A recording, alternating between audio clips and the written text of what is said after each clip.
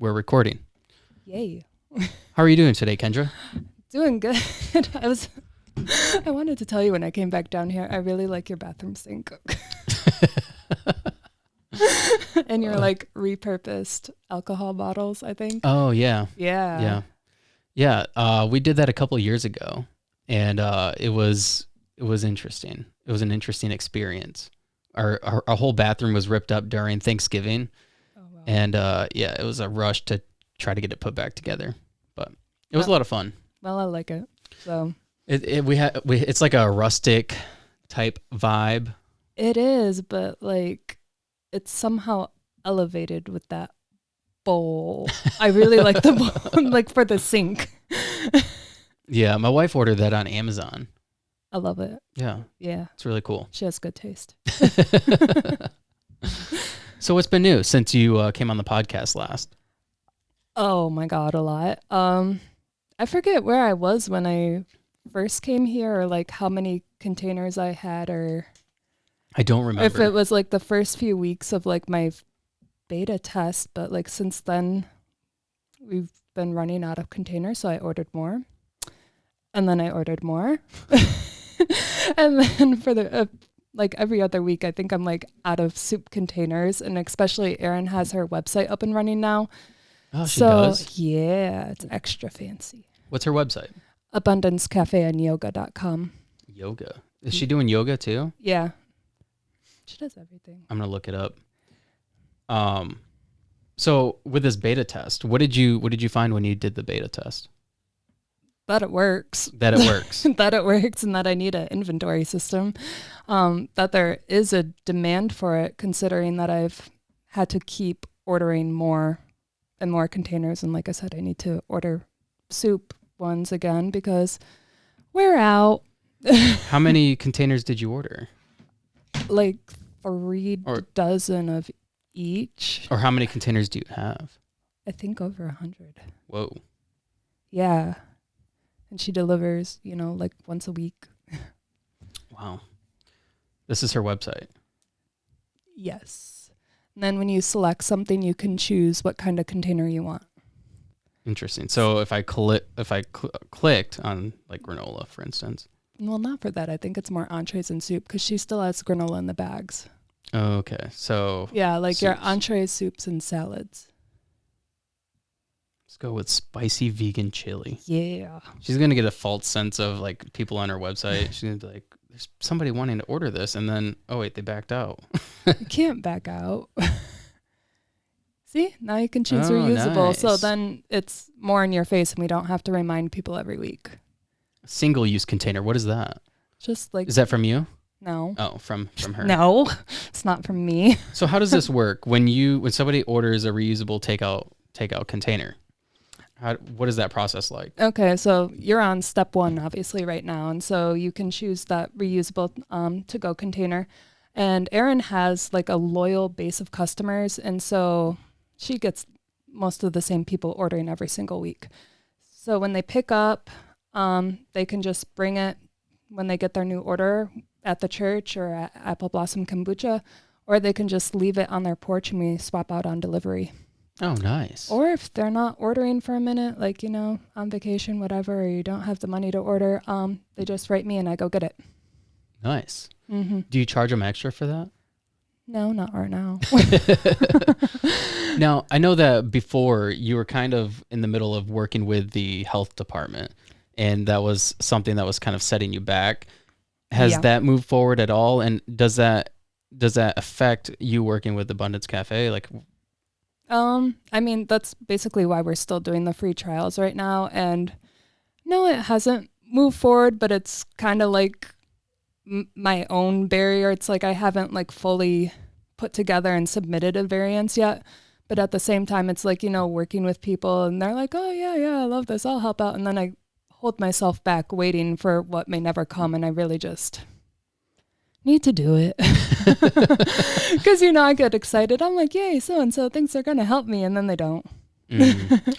Yeah, that's the unfortunate thing about being an entrepreneur. Like, it's all you doing it. And like, sometimes you just want somebody to come along and be like, just help me a little bit. Just help me. But then at the end of the day, like, it's you. It's just you. Yeah. And so I felt like I held a lot back because I had hopes that I would get help with this, but now I'm coming to the realization like, all right, guess I gotta do it. But at the same time, I think it's good for me and good for my confidence. And because, yeah, it's like we talked about like the voice acting classes and everything. It's like I want to be the name and face of my brand. I don't want like some little know-it-all coming in, taking charge and, How do you plan on incorporating that, the voice acting, into your business? I mean, like all businesses have marketing, like whether it's radio, podcast, TV, and I just want to get better body language, better word usage. I don't know. I feel like I said so a lot so far on this podcast. Really? Yeah. I'm not going to count. I'm not going to listen back and count, but I feel like I did. Sorry, this camera. I don't know what's up with this camera. It keeps in and out. Like you said, the new cords. Yeah, it might be beneficial to get some new cords. All right. I don't know. I don't know what the deal is. We'll just roll with it, and if it dies, I guess it dies. Yeah, I'll be fine. We'll figure it out from there. Where were we? Voice acting, brand, commercials. So, and you were explaining that by taking a course, you kind of learned a lot, but it's pretty expensive to get into. Yeah. Is it a pretty big industry? Like, definitely, like voice acting, like it's all entrepreneur businesses, like new products, there's apps, there's video games, like they all need like a voice. Is there a lot of people that do it locally? Do you know? I don't know. I need to, like I said, I tried to do that one Google search because the one company was like charging $5,000 for this whole package.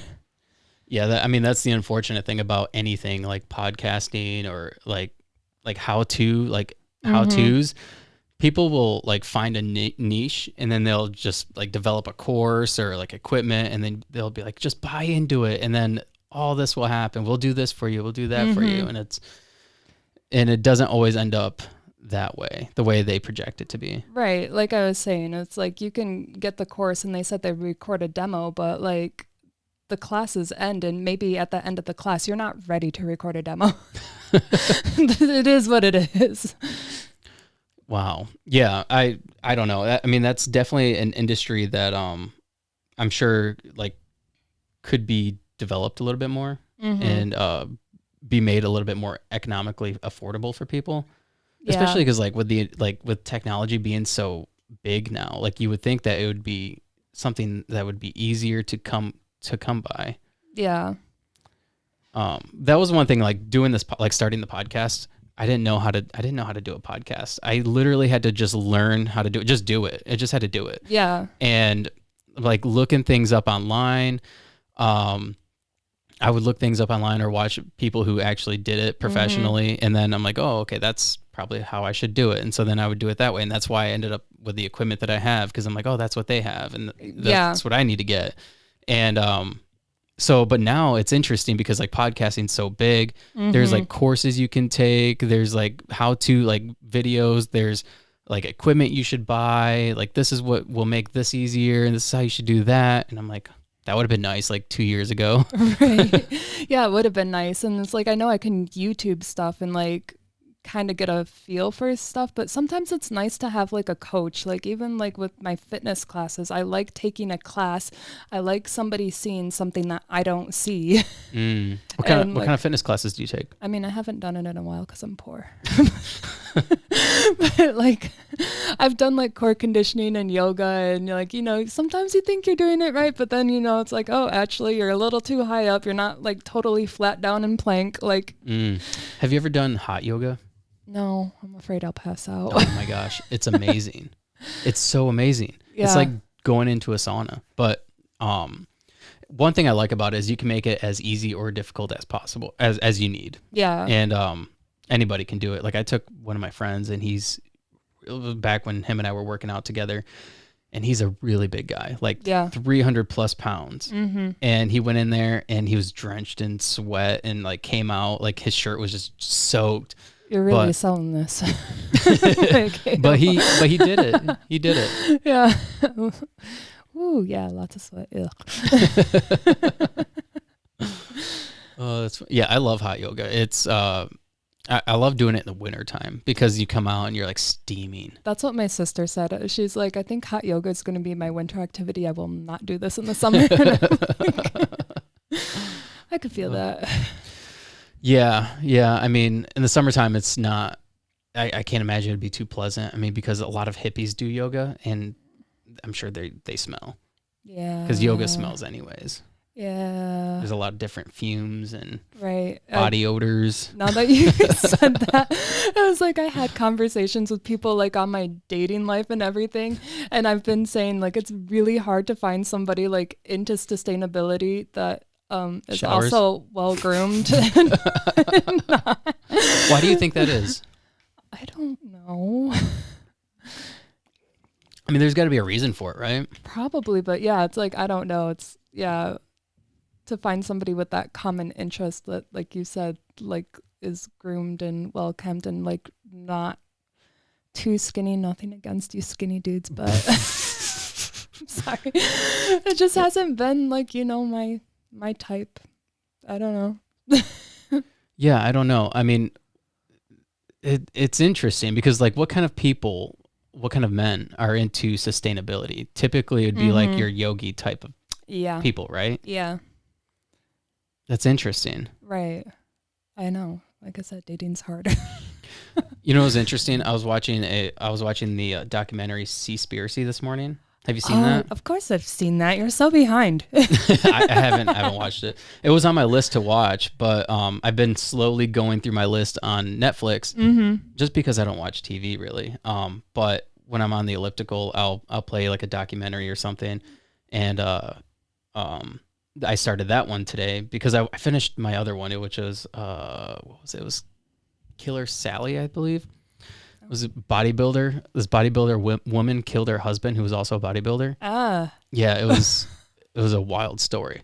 But yeah, I watched that last night, and then this morning I started the Seaspiracy, and I'm about a half hour in. But it's kind of crazy. Like they kind of they started going down the path of like pollution and plastics in the water, but then they took a turn for like whaling and like shark fin, like cutting off shark fins. Yeah, and then they just like tossed the rest of the body back. I'm like, really? Yeah, that's so crazy. I was like, I mean, like if you're gonna eat an animal, like respect the whole thing, take the whole thing and use it. Don't just like take a body part, be like, thanks, bye. Yeah, that's horrific. Yeah. I mean, that's like everything that like a hunter, like I would assume that almost every hunter, at least in America, would be against that because most people use all like everything that they from an animal. Well, as you should, like you shouldn't ever be taking more than you can carry or what you could do with. And that bothers me so much, like with trophy hunting too, or like, you know, they go to Africa and just take the horns for the keratin, which is like, you know, what's on our fingernails. I'm like, really? Yeah, I mean, I think there's laws around that now, isn't there? Yeah. Depends on the country, but yeah. It's crazy. That's a crazy realm. I mean, because like we have gaming laws here, but in other countries, there's not really anything stopping them. Yeah, or there is, but you know, money can still talk. Yeah. Yeah.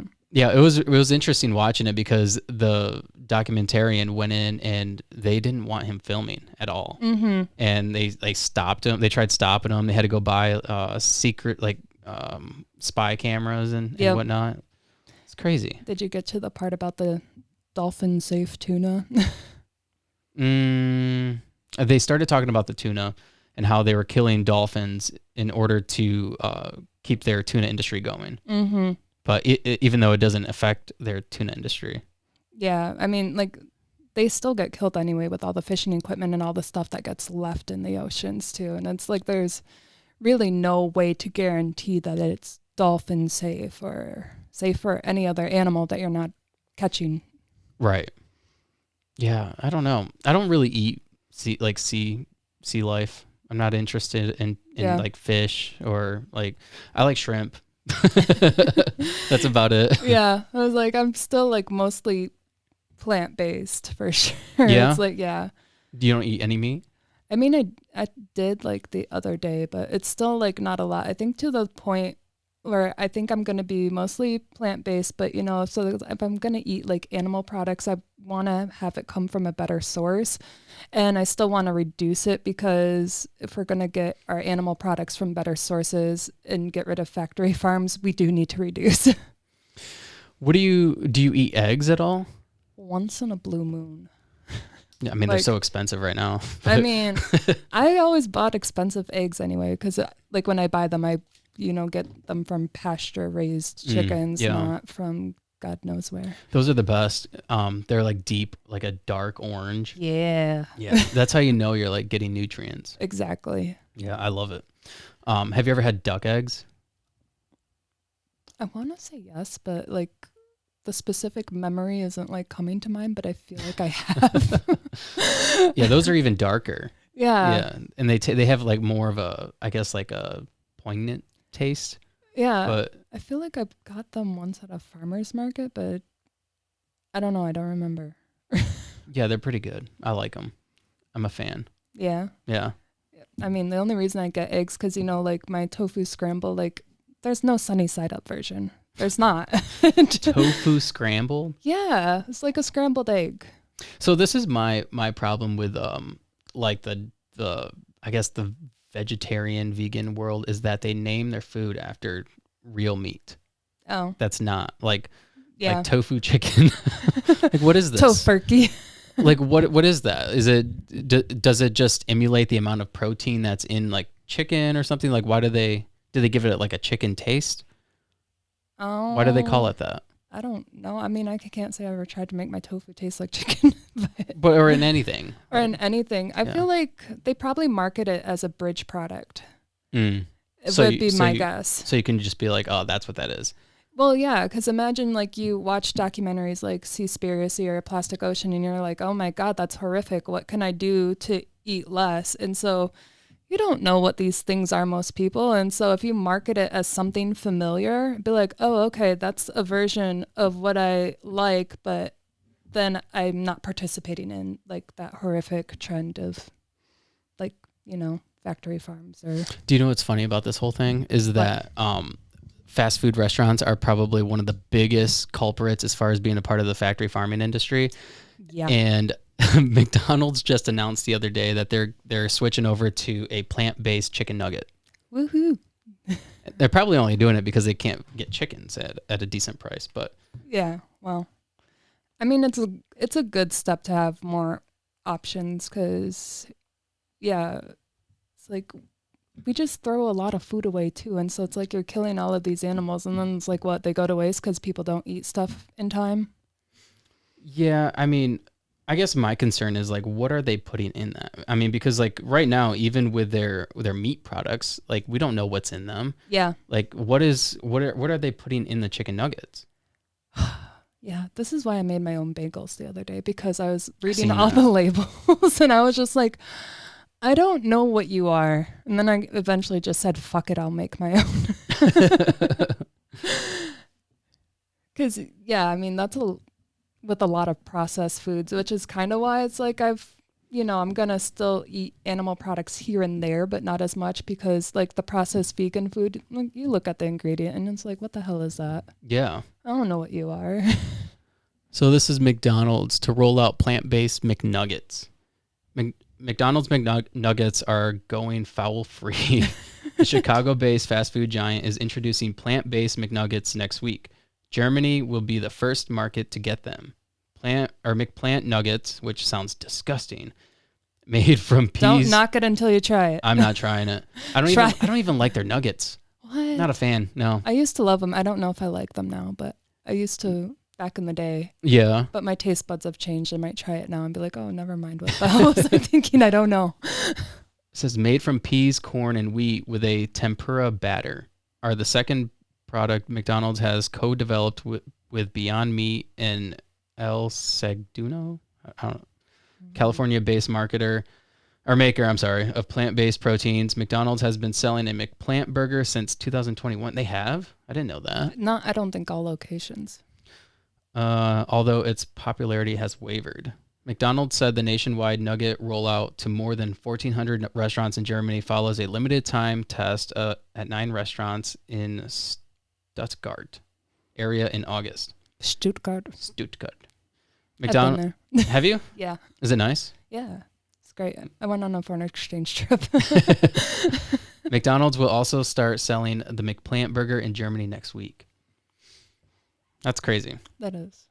It's crazy that a company that is literally probably one of the biggest culprits for the factory farming industry is switching over to plant-based McNuggets. Mm-hmm. Now, I wonder if they're replacing the nuggets. I think that'll probably be a part of their tests to see like what the demand is, like if they actually made a good product. Yeah. I don't know. I don't see the people going to McDonald's wanting plant-based stuff.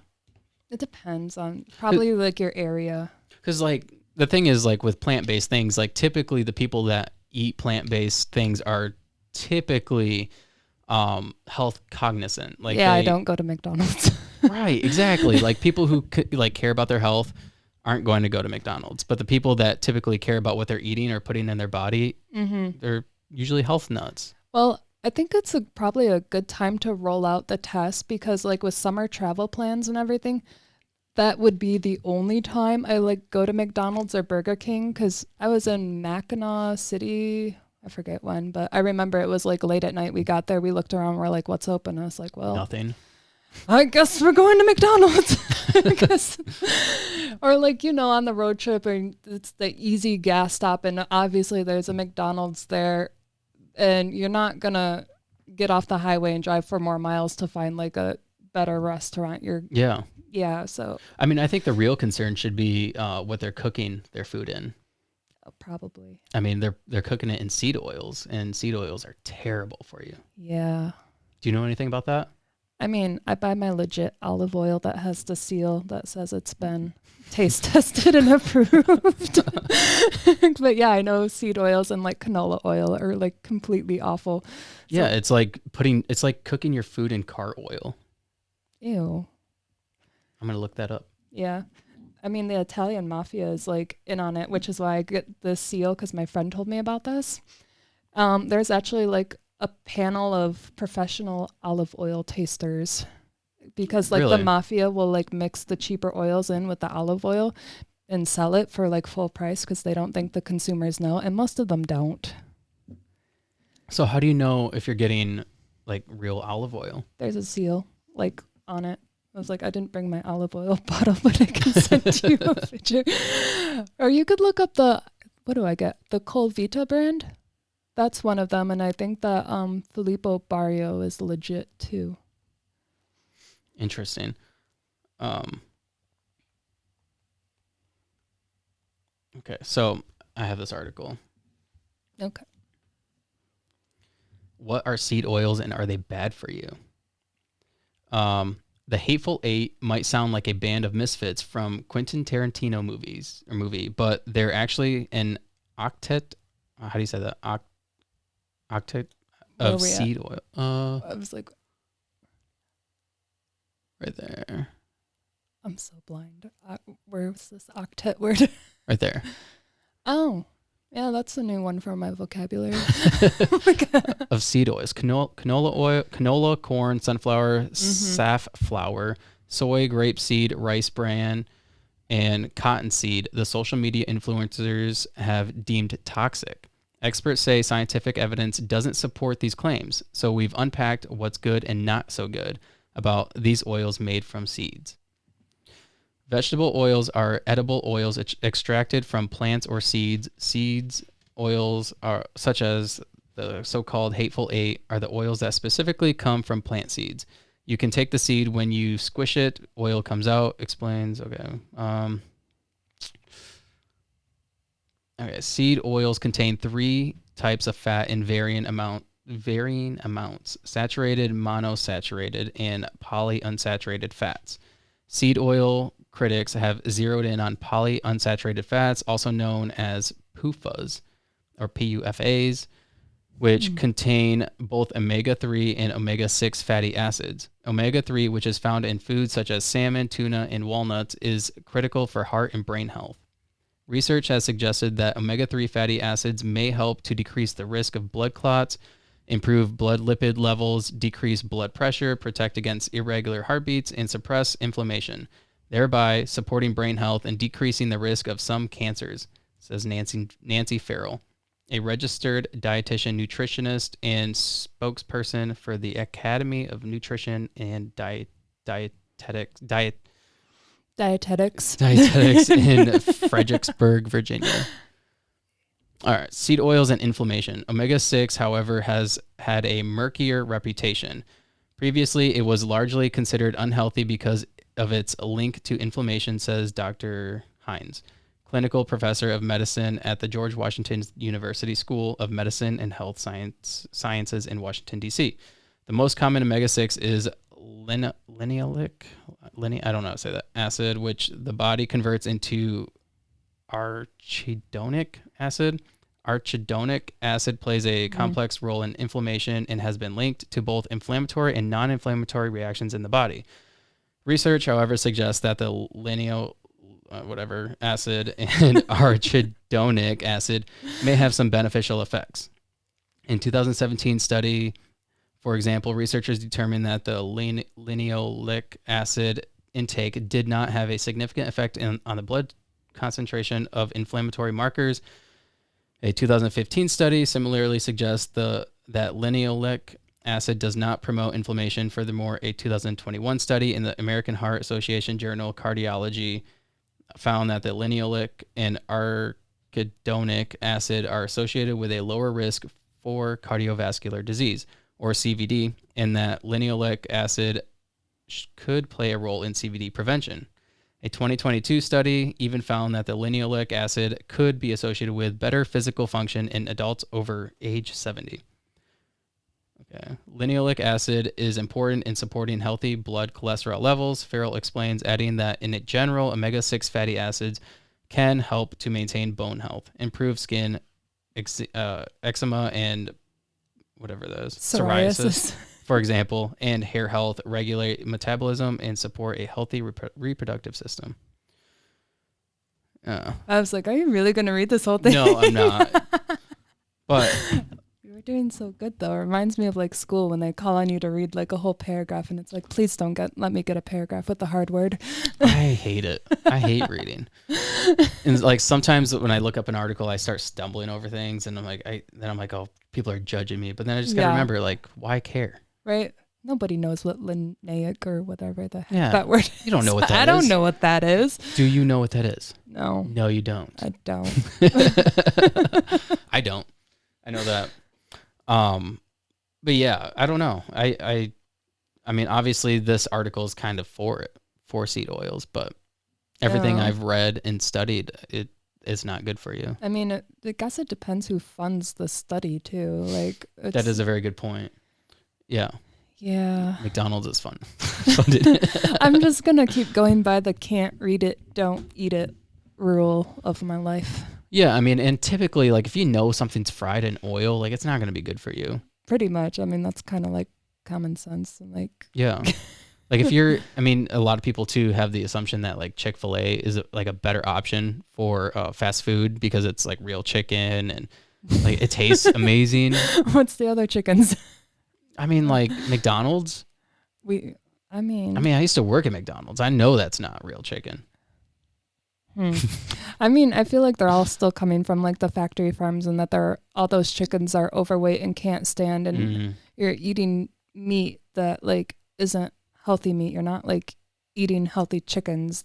Some of them die before they go to the slaughterhouse because and they probably still use the meat. So fat. And they have their own cardiovascular issues, and so I'm like, it's a huge problem. I mean, they just killed off a bunch of chickens because of the avian flu? Avian flu. Yeah. Yeah, and it's because of those situations where they're piled on top of each other, and it's wild. It's disgusting. One of the developers I was working with, he said he used to work for the EPA, and he used to audit like some chicken houses, and he said like when he got out of the car, he would just like want to fall over and pass out because of the smell of ammonia. Oh my gosh. Like you have to wear N95s in there. It's like during the height of the COVID pandemic, there was a story like praising this chicken farm for donating N95s. And I'm like, is anybody stopping and thinking about why a chicken farm needs N95 masks?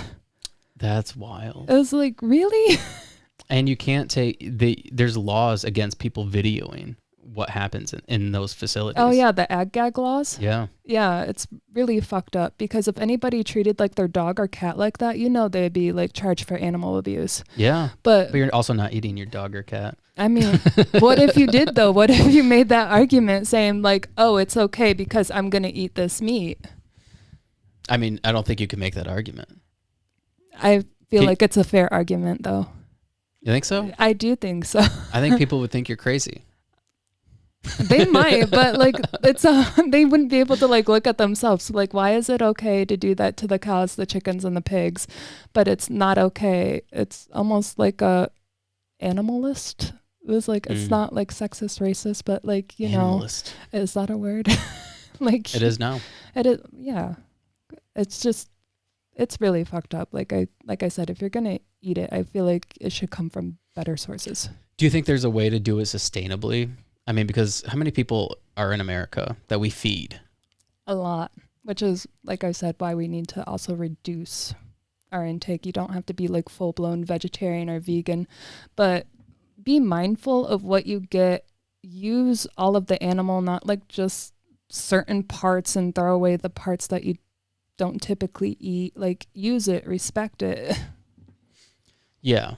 Yeah, definitely. I mean, and that's the thing with like a lot of hunters too. Like they take pride in their kills and they respect it. It's almost like a sacrifice that was made. Yeah. And they treat it that way.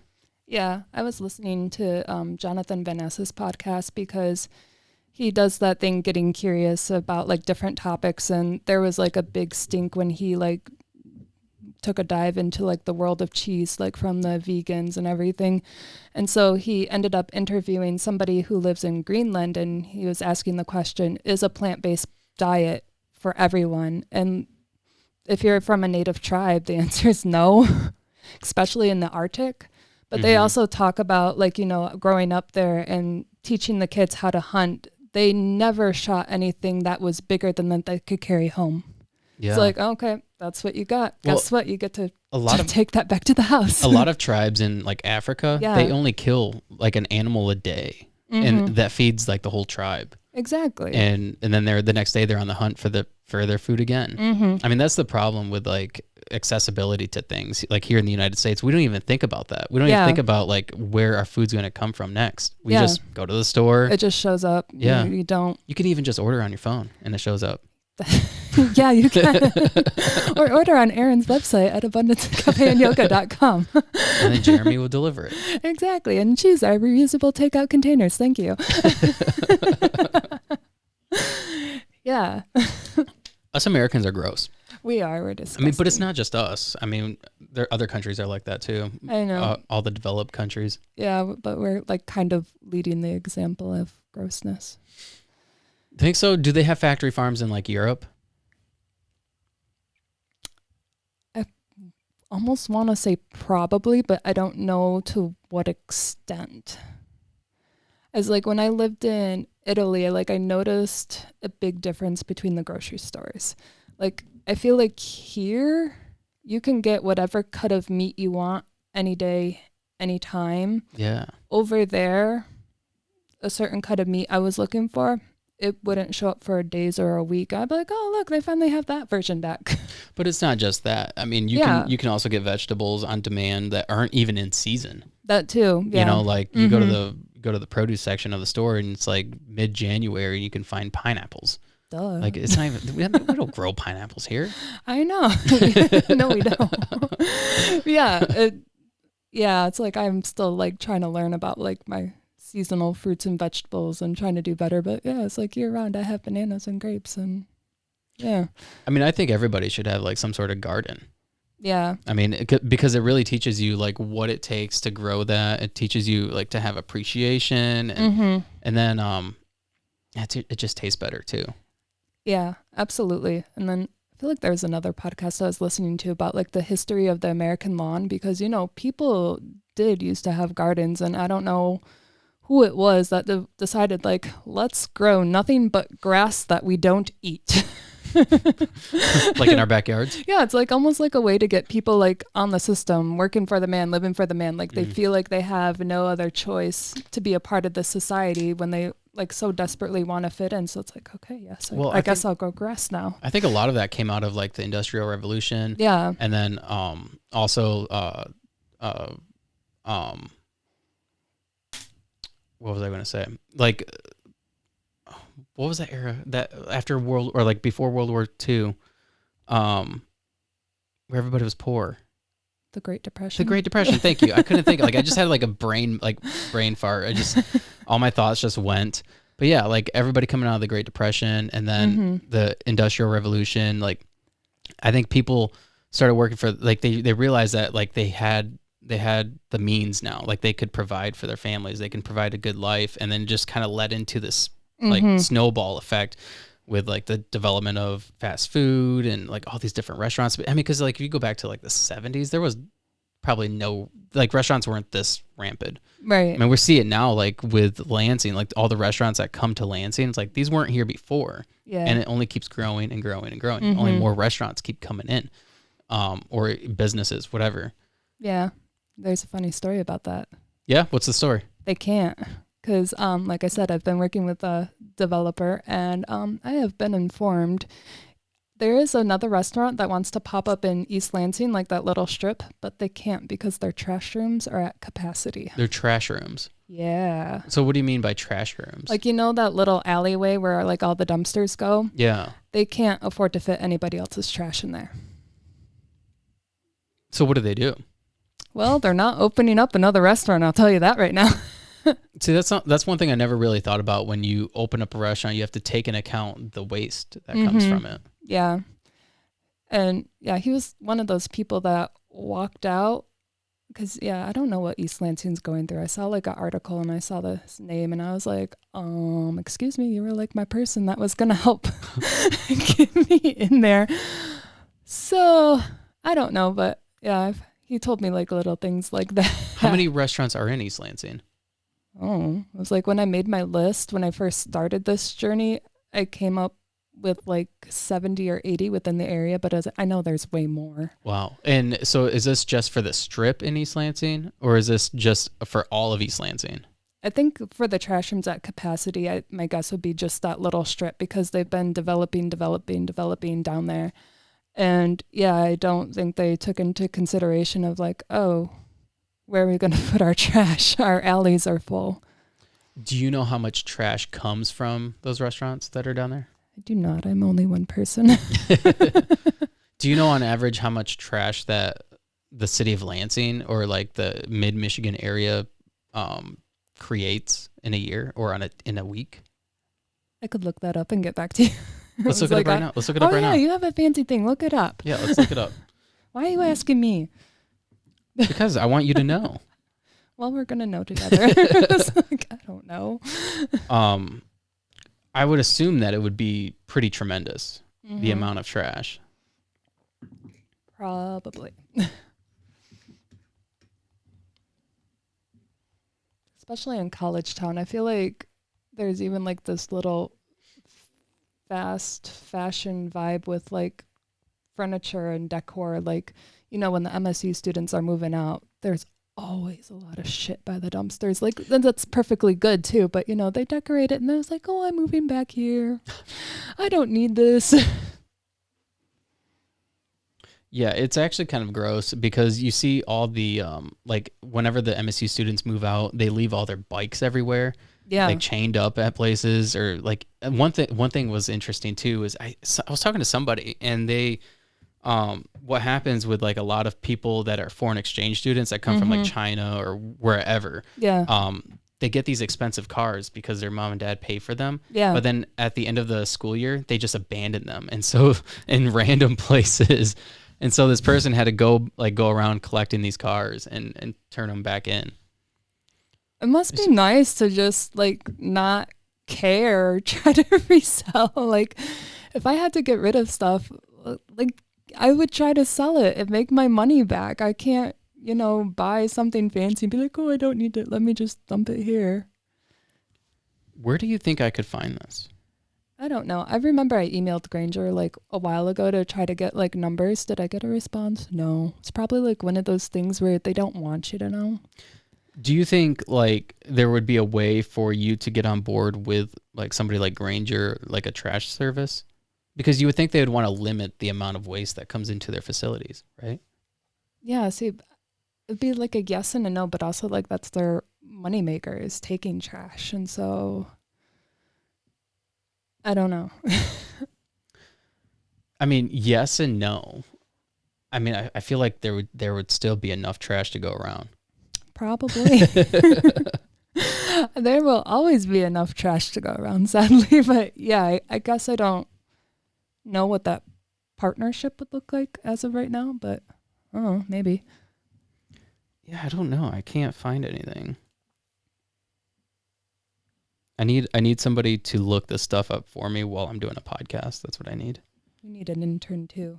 I do. I tried to get one. It didn't work out yet. So this was from the city of East Lansing. It's an article. Mm-hmm. Here, I'm going to put it up on the screen. All right. So here we go. East Lansing, Michigan. Recycling trucks in East Lansing will be equipped with robotic cameras to sift through your recycling bin. The 6-month pilot program will help the city better understand how people are recycling and offer more ways to improve recycling habits. A lot of the time, people recycle with good intentions, but sometimes what we recycle can actually hurt the city's equipment. The new technology will capture things that we shouldn't be recycling. The hardest part of Chris Smith's job isn't collecting the recycling, but what happens after. After collecting recycling, Smith sifts through the content to make sure everything actually can be recycled. If it can't, he has to tag curbside recycling carts. One thing that's interesting about that is during COVID, China stopped buying our plastic. So they were like, yeah, still recycle. But then all that stuff that we were recycling, we're still just going to the landfills. Yeah. That's basically why I started takeout, because it's just been so incredibly frustrating. Not only do you have to, pay for pickup, or like I have like shit in my stairwell down to my basement. It's like, I'm going to do a movie reference for you, but when Matilda's like running from Miss Trunchbull and there's like all that shit falling in the stairs, that's what my recycling looks like going down into my basement. And yeah, I took it like a few weeks ago, because, I still hope for the best. And I go there and I see like all these contaminants in the bin. I'm like, why the fuck did I just let this sit in my house? Why am I here right now when all of these contaminants are in the bins? Is that enough to like dump this whole thing? And did I just waste like 2 to 3 hours of my life? It's incredibly frustrating. I get mad. One thing I don't understand is why can't you recycle plastic bags? I think they have the bag collections, but they can't go in with that.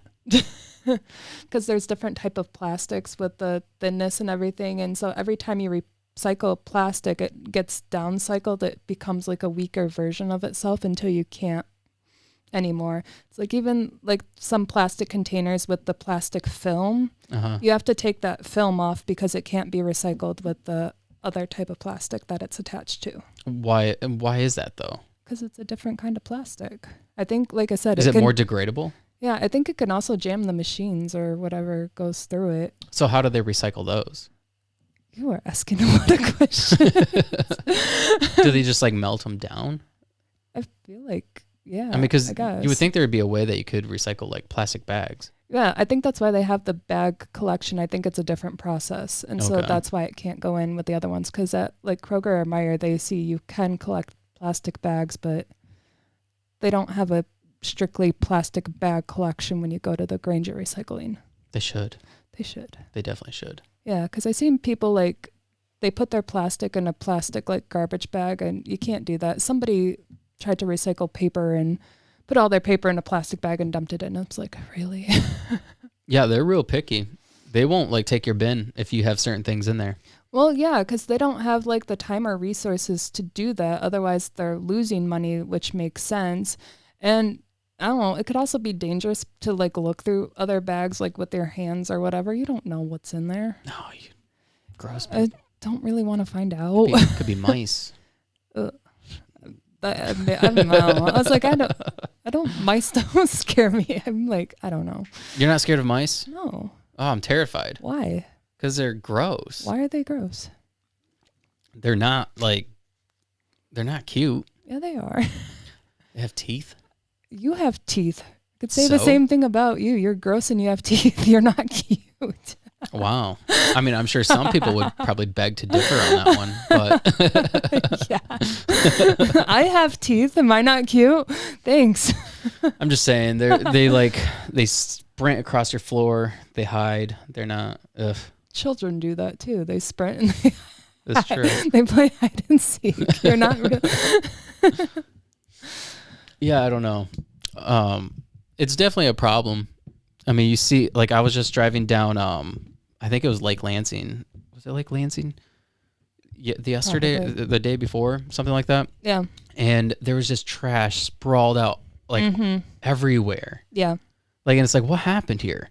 Was that like a trash truck like blew open? Like, yeah. There's stuff everywhere. I know it gets blown into my backyard because I'm like right by 127, like over by Spare Time, and random trash randomly shows up, and I let my dog out, and then I see him like sticking stuff in his mouth. I'm like, what the hell are you eating? I was like, we don't know what that is or where it came from. Don't do that. It's crazy, the amount of pollution. I wish we could find how much pollution comes from Lansing. A lot. I was like, during COVID, I was doing like a few pickups, like even like in the nicer neighborhoods that look mostly clean, you can find like more than you expect. Because I would go out with like a little grocery bag and like put stuff in there. It got full really fast. And looking at it from the distance, you'd think like that Parker area is mostly clean, and it's not. Yeah, I could imagine. One thing that irritates me is when you see people throwing cigarettes out, and I'm like, seriously? Like, yeah. Why are you have an ashtray in your vehicle? Why are you doing that? Yeah, that's another thing too. Like if people don't roll their own, there's also like those plastic filters from those cigarettes that also get into the environment. Oh yeah. Yeah, you're right. Yeah, filters are not good. Us humans are just like, I mean, what do we do? I mean, because you can't like eliminate waste completely. It's impossible, especially with like a developing society. Like it's something that's just inevitable. It's going to happen. Yeah. And you can't completely eliminate like plastics because I mean, plastic is used for everything. Ingrained. Yeah, it's hard. Speaking of pollution, have you been following any of this train derailment stuff? I'm scared. I was like, I don't even want to buy food from the Midwest anymore. I'm like, yeah, I don't know. The stuff that was spilled is apparently chemicals that's used in PVC pipes. Yeah. And it's like, whoa, like that got into the ground, it got into the water, has killed fish and wildlife up to miles away. Yeah. If you inhale it, they said it was like fatal. And I'm like, oh, cool. We put that in our stuff. And it's cancerous. Yeah, it's cancerous too. And some people have like, I saw on the news, I think somebody already developed bronchitis from it because he lived in the area. And I'm like, and we put these things in our products. Yeah. I mean, obviously we need PVC pipes for plumbing. Yeah. I mean, otherwise we wouldn't have plumbing. I guess we had lead pipes before, so I don't know. I mean, lead wasn't good either, though. No, we should just dig a well. Dig a hole. Or take a bucket down to the creek and fill it up with water. I don't know. I was like, how do you win? I don't think you can, but when you see things like that and how it impacts like a community, I mean, because that community will never be the same. Oh, for sure not. Yeah.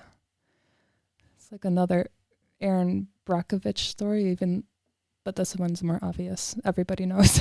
Well, they actually made a movie on that, on that thing happening in that city.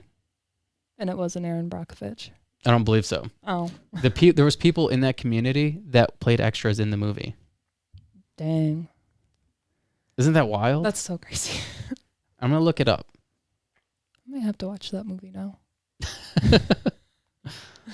Let's see here. If you want to go ahead and talk about something. I wasn't prepared to do like a space filler.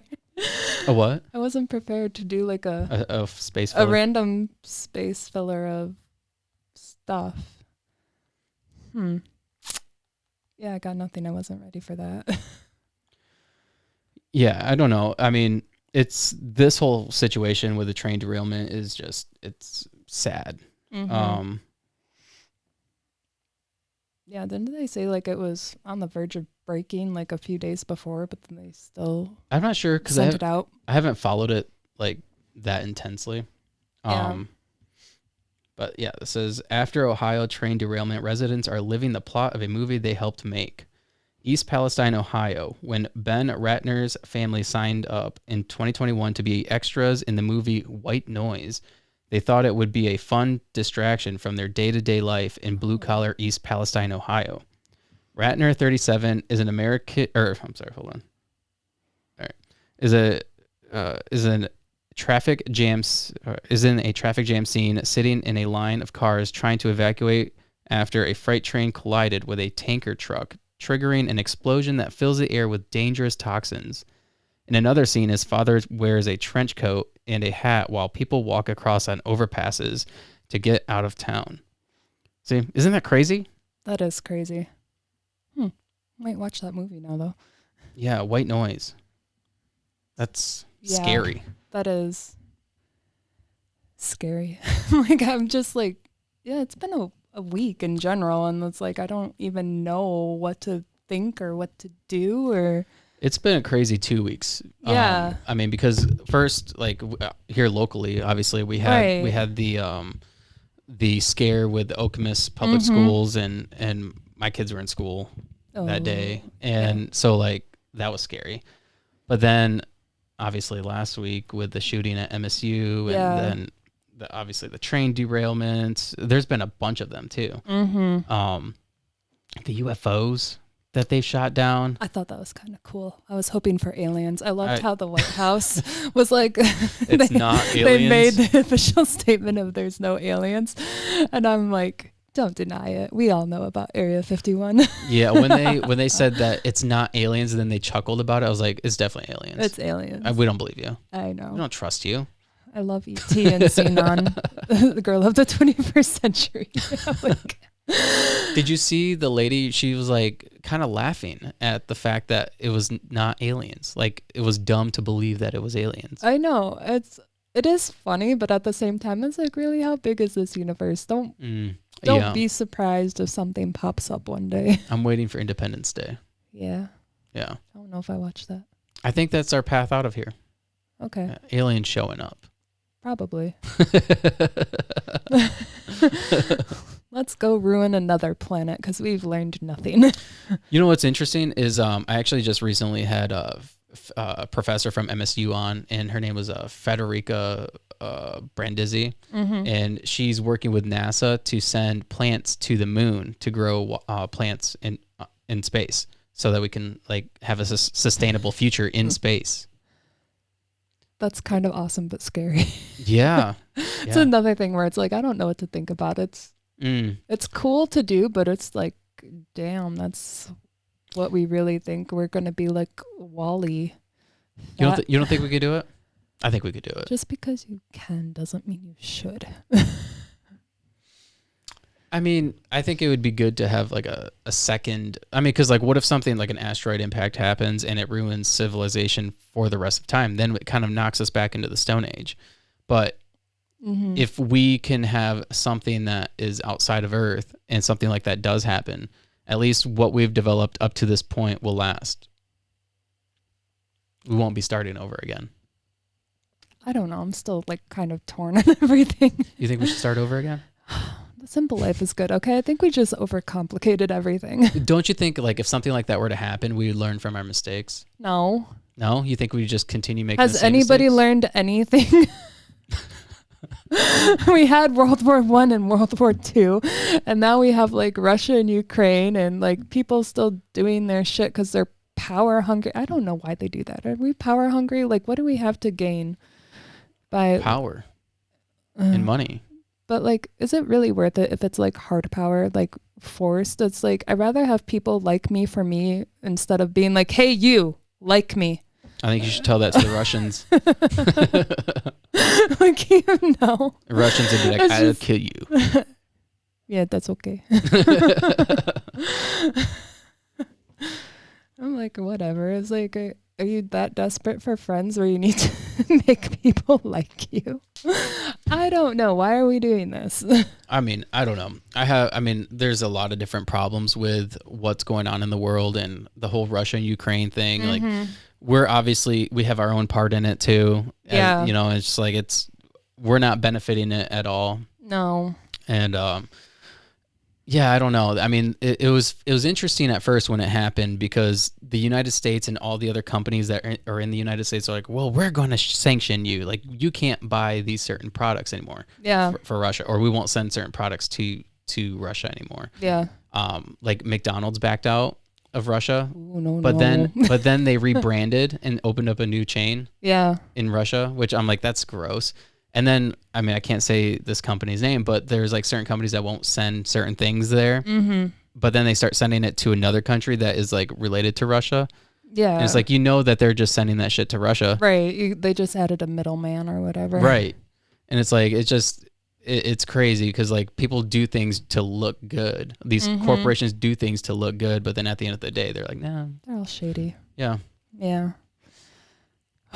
I don't know. I don't know. Like I said, it's been some crazy times. It is crazy times, and I have hope for the future. I think things will get better. Yeah, I think so too. I don't know if I mentioned this last time. Like, even with all this stuff and like realizing what's going on, it is an exciting time for innovation and just to see if there is a new and better way to do things moving forward, because clearly what we have now isn't working.